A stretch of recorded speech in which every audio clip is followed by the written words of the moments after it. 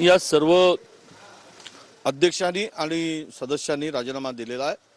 सरकारला ओबीसी प्रतिनिधित्व करणारी लोक त्यामध्ये मागासवर्गीय आयोगामध्ये नको होते, त्यांना काढायचं षडयंत्र सरकारने रचलं आणि त्यात ते यशस्वी झाले। विधान परिषदेमध्ये जे प्रश्नोत्तर दिले होते त्याच्यामध्ये कुणबीतूनच मराठा समाजाला प्रमाणपत्र देण्यासंदर्भामध्ये सरकारनं होकार दिलेला आहे, त्या गोष्टीकडे कसं बघताय? की नाही, ज्यांच्याकडे कुणबी नोंदी आहेत त्यांना ओबीसीचं प्रमाणपत्र देण्याला कुणाचाही विरोध असता कामा नये, तो विरोध आम्ही करणार नाही।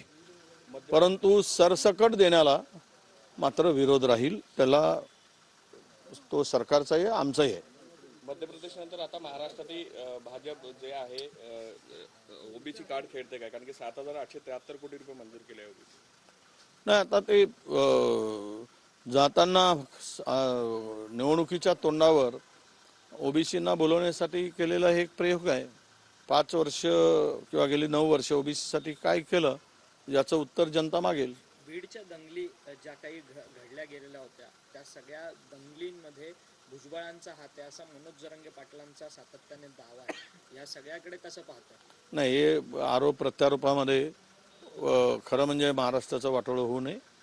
त्यांनी आरोप करायचा, यांनी आरोप करायचा, सत्य शोधण्याचं काम जे आहे ते सरकारचं आहे आणि जो दोषी असेल त्याच्यावर कारवाई सरकारने केली पाहिजे। संपली मात्र अद्याप मुख्यमंत्र्यांना उत्तर दिलेलं नाही, ते फ्रायडेला उत्तर देणार आहे, फार अभ्यास करून वगैरे, आणि खूप त्यांचा आता अभ्यास या संदर्भात काय द्यावं आणि तिजोरी कशी खाली करावी तर ते शोधतायत। तिजोरीतल्या कुठल्या कोपऱ्यात काही आहे का शिल्लक तर ते शोधतील आणि ते काढतील आणि मग देतील। पुणे लोकसभा निवडणुकीसाठी आता हायकोर्टाने मंजुरी दिली आहे, त्यामुळे आता सगळ्यांनीच कंबर कसली, भाजपने दंड ठोपटलेला आहे काय?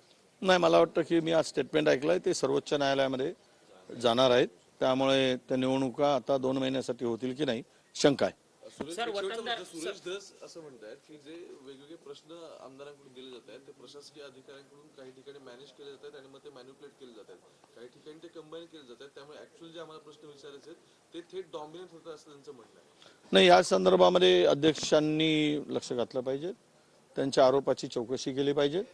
हे फार गंभीर आहे। एखादा सत्ताधारी बाकावर बसणारा आमदार जर अशा पद्धतीचा आरोप करतो तर याला गांभीर्यानं अध्यक्षांनी घ्यावं आणि याची सखोल चौकशी करावी आणि त्यानंतरच उद्या आमदारांनी की लोकप्रतिनिधींनी हे सभागृह कशासाठी चालवायचं, या सभागृहामध्ये जर न्याय मिळत नसेल आणि काहीतरी चुकीचं होत असेल, मॅनिप्युलेट होत असेल तर ते अध्यक्षांची जबाबदारी आहे।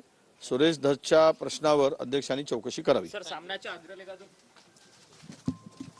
वडेट्टीवार यांनी माध्यमांशी संवाद साधलेला आहे आणि सरकारला मागासवर्ग आयोगामध्ये ओबीसी प्रतिनिधी नको होते असं विजय वडेट्टीवार यांनी म्हटलंय।